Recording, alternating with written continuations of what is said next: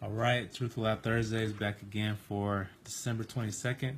It's been a long time, but I'm back. Um, so yeah, this is an old one because these are from like 2 months ago. But I have a question that says, how do you compare Trump to Obama? And the reason that I compared Trump to Obama is because I feel like there was a deception with Obama, and a lot of the quote unquote black population or Democratic population fell deception to it because, um, he campaigned as a Christian, but then he forwarded the homosexual agenda. And I feel like the same thing is happening with Trump. He's campaigning as a Christian all of a sudden, but I feel like he's going to forward an agenda that people are not expecting.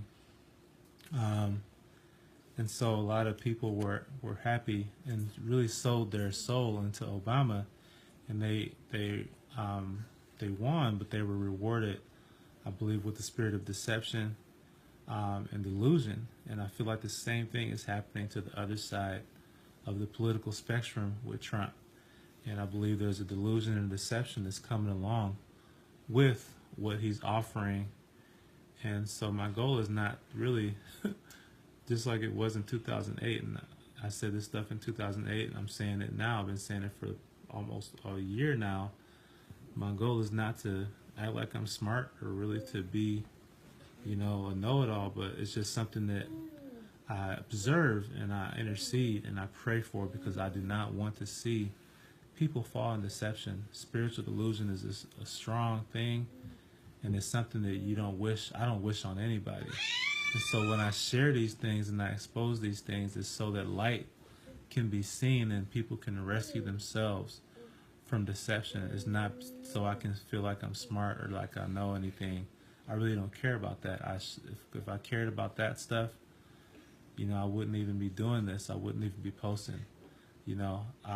I share to help people and to sow seed so that one day, people may be able to see and rescue themselves.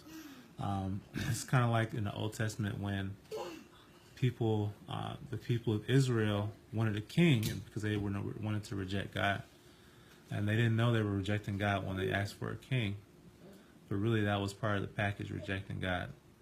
In Psalms 106:15, he said he gave them their request but sent leanness into their soul, and that's when they wanted to appease their flesh.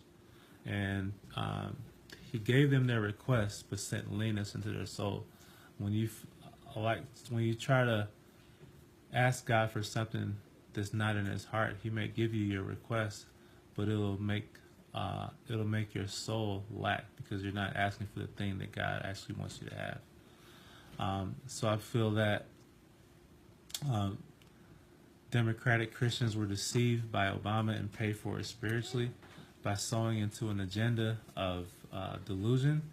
And I feel that conservative Christians are being deceived by Trump, and they will pay for it spiritually if, of course, there's always opportunity for repentance. I believe that they are sowing into an agenda of destruction if we, as the body of Christ, don't repent.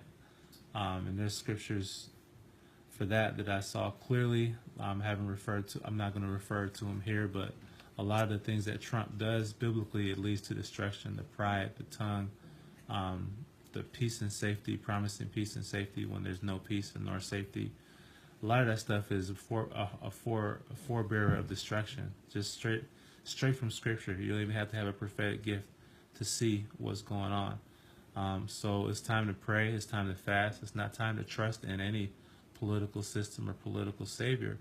It's time to pray and trust in Jesus. So that's my story. I'm sticking to it, and I believe that the Word of God is true.